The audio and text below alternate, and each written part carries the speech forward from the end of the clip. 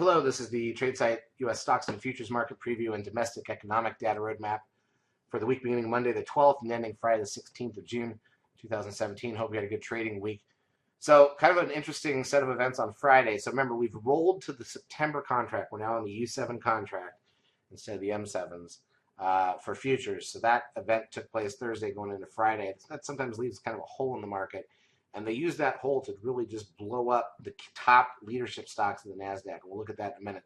So here's the ES front-month futures contract. This is the daily chart of the S&P in futures form. And, you know, what's interesting is, I mean, look at it. Doesn't look like anything happened, does it? But let's go through all the major indices and see what we actually did on Friday. So crude oil closes at 45.95. That was up a couple pennies for the session. Gold loses $1.40. It's still pretty much in no man's land. Now here's the funny thing. S&P cash literally down 2 points. It actually swept to a new all-time high intraday, but then closed down 2, right? But then let's go take a look at what really mattered here. The NDX, the NASDAQ 100, down 143 points. It was down over 200 at one point. Remember, we had a 9-bar startup phase complete there. We rolled over and we hit the static trend line already of that. That was the red dot. Now it's a dash line.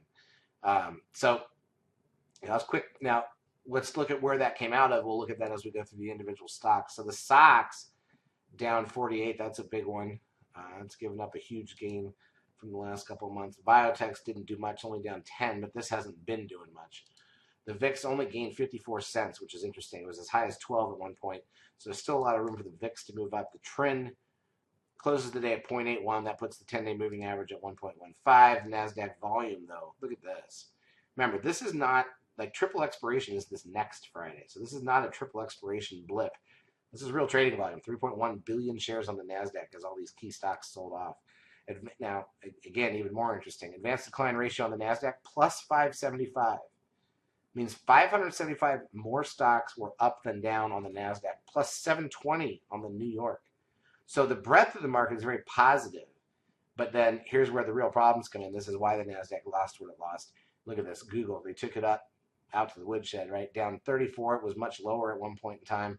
I mean, basically lost the whole last month back. Apple down 6, also lost the last month back. Amazon down 31, 32 points. It was way lower at one point. It was down 50 more points and came back.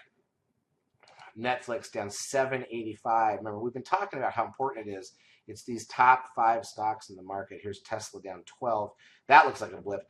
But these top 5 stocks have been the only thing that's really been up every day, day after day. Nothing else is really making big ground.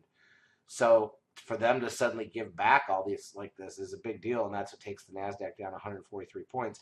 But it also questions whether this is the start of something new, because this is obviously a big deal for these 5 stocks to sell off so sharply.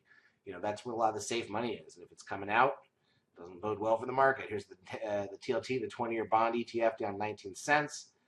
Okay, and Goldman Sachs was actually up 368, but it's been kind of flat for the last month and a half. So, you know, was this a big tech warning shot, basically saying money's coming out of the leadership and now everything's about to be in danger, or was this a one-off? It's hard to imagine that a chart that looks like this is a one-off.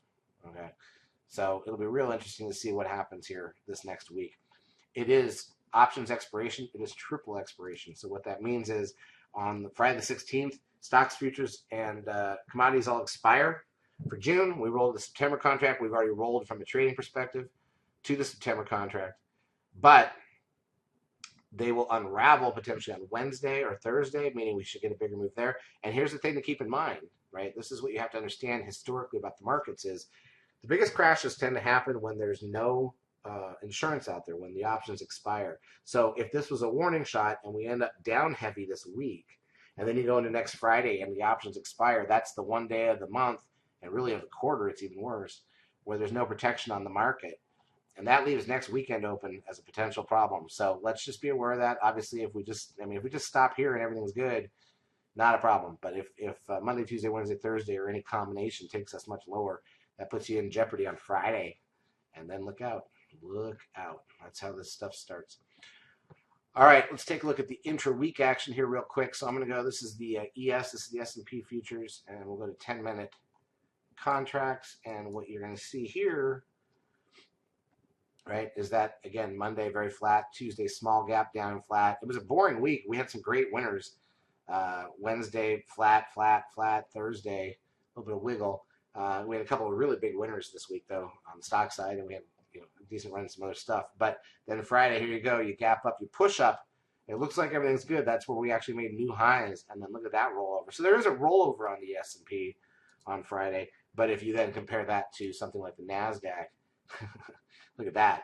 Monday and Tuesday look just completely dead flat. Wednesday, gap up, fill, and dead flat. Thursday, flat. And then Friday, again, we try to go. We can't even take out the highs of the week. We roll over. And it just, look at that, just completely accelerated. I mean, high to low for the session, 100 and 250 points on the NASDAQ side. Ugly. All right, so let's take a look at the economic data that's coming out this week. So nothing on Monday. Tuesday, we've got the PPI. Wednesday, there's a bunch of stuff, but the thing to keep in mind most of all is that we got a rate announcement this week too. So we got the Fed meeting Tuesday, Wednesday, rate announcement on Wednesday at 2 p.m. That's after the MBA mortgage applications index at 7 a.m., retail sales at 8:30, CPI at 8:30. That's one of our big three each month. Business inventories at 10, crude oil inventories at 10:30, and then the Fed rate announcement at 2 p.m. Moving on to Thursday, we've got the Philly Fed import-export prices, initial and continuing jobless claims. Those are the weekly numbers, and the Empire manufacturing number. That's all at 8:30 a.m., an hour before the bell.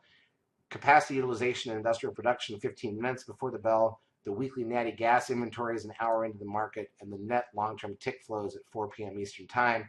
And then on Friday, housing starts and building permits an hour before the bell. And Michigan sentiment, the preliminary number for the month of June, comes out at 10 a.m. Eastern time. All right, so that's it. We'll see. This could actually be an exciting week finally. That's good to see it. Charts, as usual, brought to you by eSignal. If you've not yet taken a trial of our services, feel free to do so. We will help you out for a couple weeks. Have a great trading week.